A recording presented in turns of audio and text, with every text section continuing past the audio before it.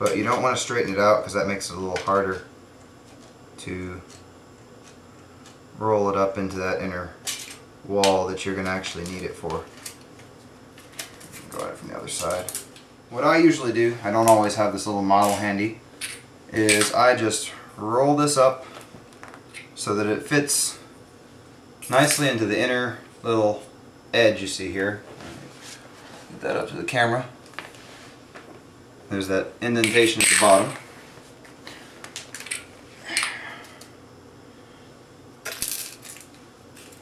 And then I make a mark as to where that is. You want it to fit nice and tight so that you can get a good seal at the top of the stove when you assemble it.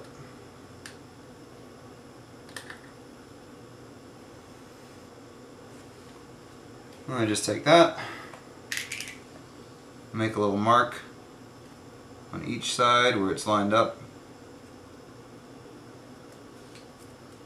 that you can use as a reference point to cut a notch in the top and bottom of each piece.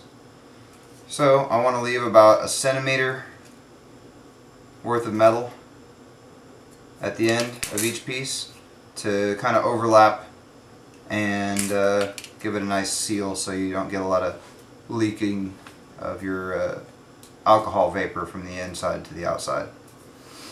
So find your mark over here. See, I've got way more than I need. I'm going to cut it off the marks right here. I'm going to give it about 1 centimeter extra and then just cut off the excess.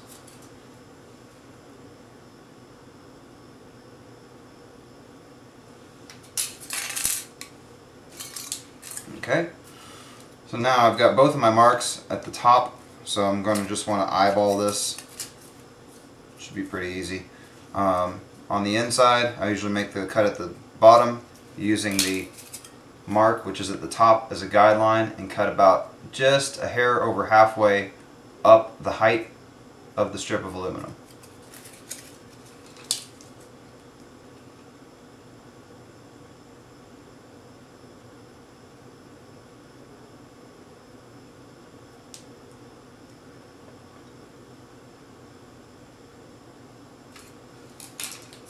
And then find your mark on the outside piece, which is right here, and cut from the top down, again just a hair over halfway down.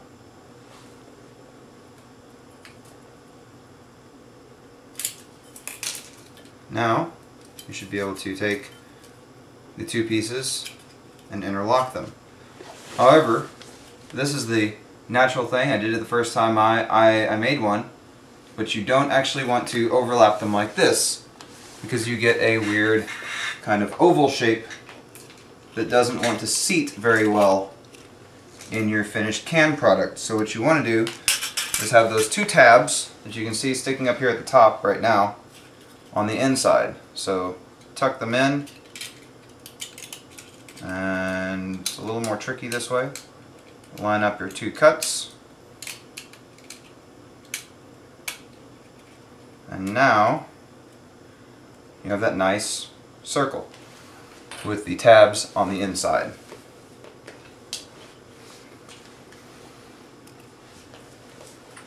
Which should,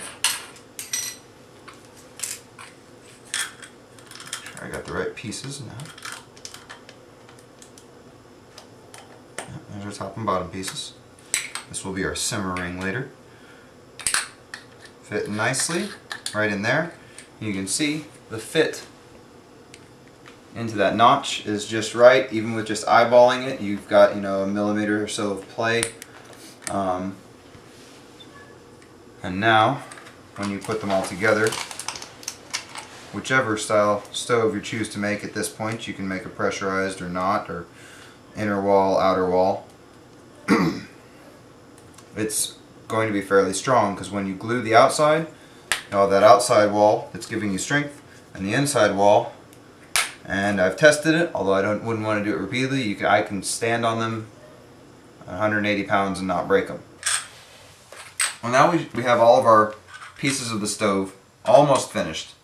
The next step is going to be to take your burner ring top piece, which is almost identical to your what's going to become your simmer ring top piece, and both of these are going to need holes cut in the top of them. That can either be done with a Dremel or the hole saw.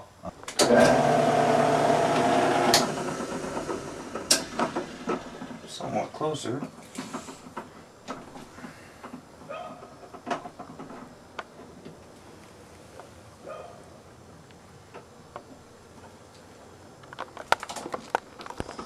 Yeah, pretty sure he's a mad scientist. We've been filming for a while here now, Calvin. Awesome.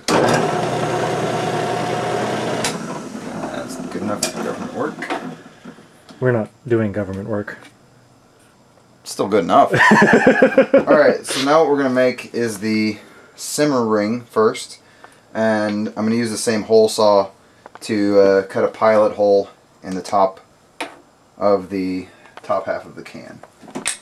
Let's see, you probably need to raise that up a little bit. Should find something other than your hands to hold this with. What, like my hands? No, it'll be perfect.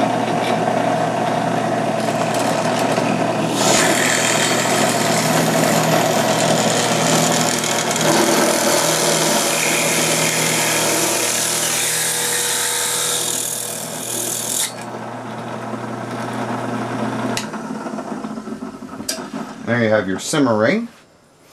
All you'll have to do to finish that is cut a couple slits on the side so that it fits nice and tightly over the top and makes a seal. It's not really necessary to use the dilator tool to do that on this one. And I'm going to do the same thing to cut a pilot hole in the burner ring portion.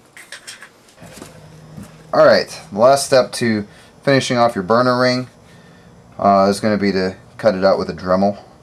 It seems to be the most accurate way I've done it. Just take a cutting wheel for the Dremel. I like the Dremel stylus just because it's really handy. And cut around the edge of what's left of this dish shape that we cut a pilot hole with. It'll be a lot easier to remove it since we've cut this pilot hole, and we can kind of cut up the center. Again, you don't want to take off too much of this or any of this crown, because you're going to need that to be intact so that your inner wall seats properly into this inside notch. And so just start scoring. I want to use a pretty high speed to cut that.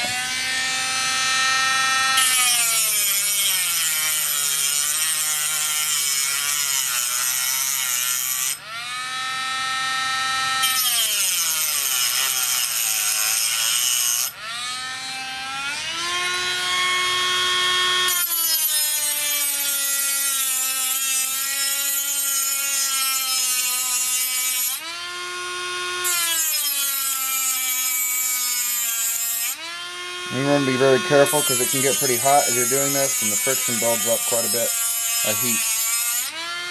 You may want to have some water on hand that you can periodically dip the part into, because it's getting very hot. Lovely.